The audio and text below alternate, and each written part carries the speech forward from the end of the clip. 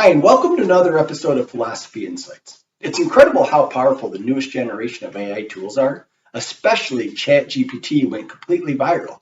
ChatGPT is a language generation model developed by Open A.I. It uses deep learning techniques to generate human-like responses to natural language inputs based on patterns in large amounts of text data. Next month, it will be integrated into Microsoft search engine Bing. This integration positions ChatGPT as a strong competitor to the current market leader, Google. Today, we will investigate the political biases of the ChatGPT. Let's start with feminism. Here's the response: whether feminism is a good cause.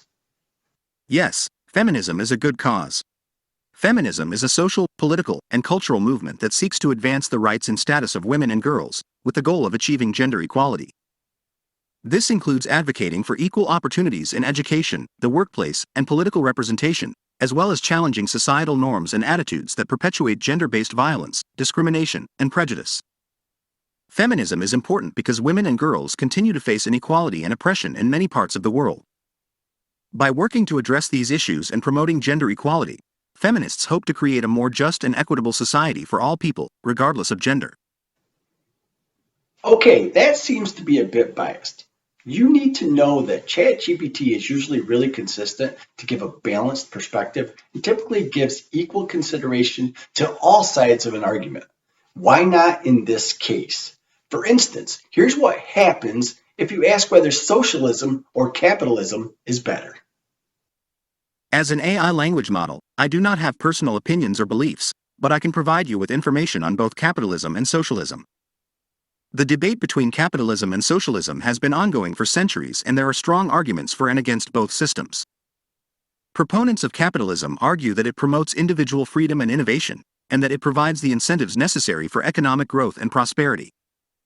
Proponents of socialism argue that it provides a more equitable distribution of wealth and opportunities, and that it is better suited to meeting the basic needs of all members of society.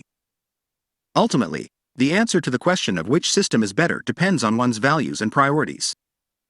Some may prefer the greater individual freedom and economic opportunity offered by capitalism, while others may see the need for a more equitable distribution of wealth and resources as a higher priority.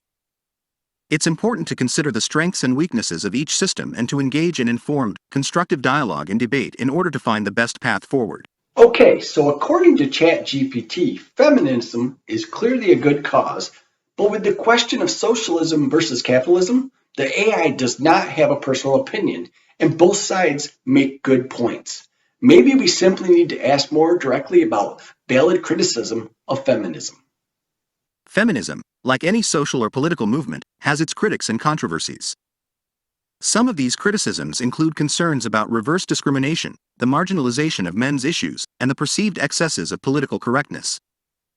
However, it is important to remember that these criticisms are often based on misconceptions or misunderstandings about the goals and objectives of feminism. Feminism seeks to promote gender equality and address systemic barriers that prevent women from achieving equal opportunities and treatment. This does not mean that feminists advocate for reverse discrimination or for ignoring the challenges faced by men and boys.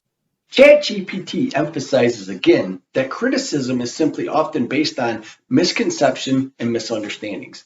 Of course, let's see a more specific example. Does the gender wage gap exist? Yes, there is a gender wage gap in the United States.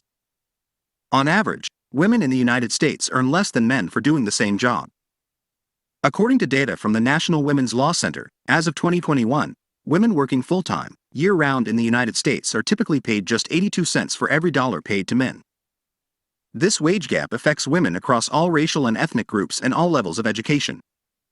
The gender wage gap is caused by a complex set of factors, including discrimination, occupational segregation, a lack of workplace policies that support work-family balance, and unconscious biases. Addressing the gender wage gap is crucial for achieving economic equality for women and promoting fairness in the workplace. Efforts to close the gender wage gap include passing legislation that prohibits pay discrimination, promoting transparency in pay practices, and increasing the number of women in leadership positions in male-dominated industries.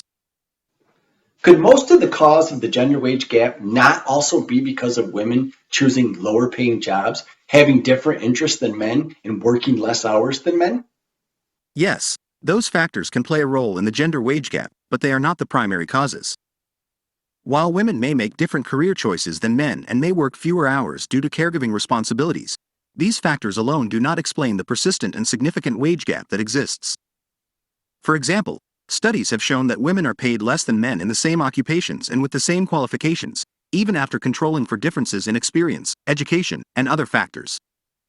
This suggests that discrimination and bias are still prevalent in the workplace and that women face barriers to advancement and equal pay. In addition, many women who take time out of the workforce for caregiving find that their earnings never fully recover, even after returning to work.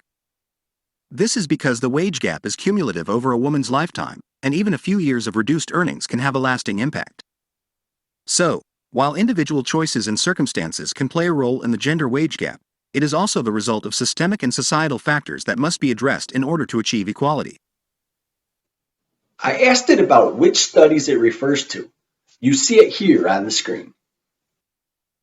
There is a large body of research that has been conducted on the gender wage gap, and many studies have found evidence of discrimination and biases playing a role in perpetuating the wage gap. One meta-analysis that provides strong evidence of the role of discrimination in the wage gap is the study, The Gender Pay Gap, 2019, by the National Women's Law Center. This meta-analysis reviewed over 50 studies and found that the wage gap cannot be fully explained by differences in education, experience, or job choice, and that discrimination remains a significant factor in perpetuating the wage gap. Another study, Explaining the Gender Pay Gap, by Francine D. Blau and Lawrence M. Kahn, also found that discrimination and institutional biases are significant factors contributing to the wage gap. This study used a variety of methods, including regression analysis and comparisons of groups with similar characteristics, to control for factors such as education and experience, and found that a substantial portion of the wage gap remained unexplained, suggesting the presence of discrimination. Note that these studies do not prove that the gap is due to discrimination. As ChatGPT itself points out for the study, explaining the gender pay gap, but if it's unexplained, how do you suddenly jump to the conclusion that it must be discrimination? First, we get quite a non-answer. It's true that the conclusion that discrimination and biases play a role in perpetuating the gender wage gap is based on the idea that a substantial portion of the wage gap remains unexplained even after accounting for factors such as education, experience, and job choice. The reasoning behind this conclusion is that differences in these factors do not fully explain the persistence of the wage gap, and that other factors must be contributing to the gap. While it is difficult to directly measure discrimination, researchers have used a variety of methods to control for factors such as education and experience, and to isolate the effect of other factors on the wage gap. These methods include regression analysis, comparisons of groups with similar characteristics, and studies of the wage gap within organizations, among others. The findings of these studies suggest that discrimination and biases in the workplace play a significant role in perpetuating the wage gap. For example, studies have found that women are less likely to be hired for high-paying jobs and are often paid less than men for the same work. Additionally, research has found that women face biases and discrimination in areas such as promotions, evaluations, and job assignments, which can limit their ability to advance in their careers and earn higher wages. While it is not possible to directly observe or measure discrimination, the accumulation of evidence from multiple studies supports the conclusion that discrimination and institutional biases are significant factors contributing to the gender wage gap. Then it simply switches to anecdotal evidence. Yes, that's a fair point. It's possible that there may be other factors beyond discrimination and biases that contribute to the unexplained portion of the wage gap. However, the accumulation of evidence from multiple studies and the fact that a substantial portion of the wage gap remains unexplained even after controlling for factors such as education, experience, and job choice suggests that discrimination and biases are significant contributors to the wage gap. It's also important to note that the studies I mentioned earlier are not the only evidence of discrimination and biases playing a role in perpetuating the wage gap. There is also a wealth of anecdotal evidence, including reports of women facing wage discrimination and unequal treatment in the workplace. It's possible that there may be other factors that contribute to the wage gap, but at this time, the evidence supports the conclusion that discrimination and biases are significant contributors to the wage gap, and that addressing these factors is crucial for reducing the wage gap and promoting gender equality in the workplace. And finally, it tries to backpedal while doubling down that anecdotal evidence is very important. Remember that we started with the claim that the wage gap is mainly due to discrimination, and in the end, no evidence is provided that can back up the statements of the AI. While some of the capabilities of ChatGPT are truly amazing, It really is concerning that it's already developed a clear bias in its political views. This was just one example. In some of my questions, the AI actually refused to answer because it thinks that it's not appropriate and harmful for society to give the information. Stay tuned for more videos on this. Subscribe and hit the bell.